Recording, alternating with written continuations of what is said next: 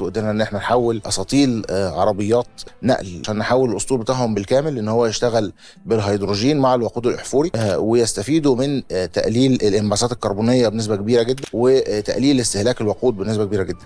حضرتك في الاصل مهندس طيران. مظبوط. طيب وخدنا وراح على فين؟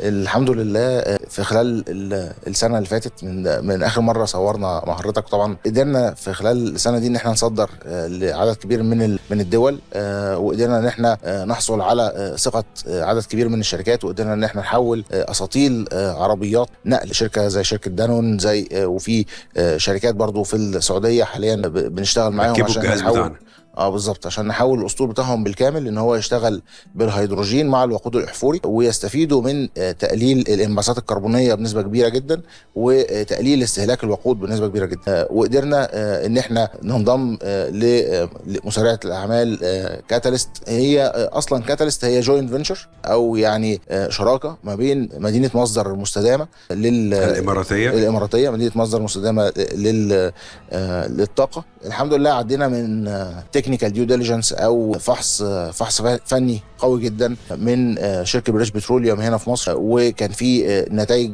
ممتازه. هم بنفسهم هنا في مصر جربوا الاجهزه وعملوا اختبارات طبعا في معامل كمان علشان يقدروا يحللوا الانبعاثات الغازات اللي خارجه من العربيه بعد عمليه الاحتراق.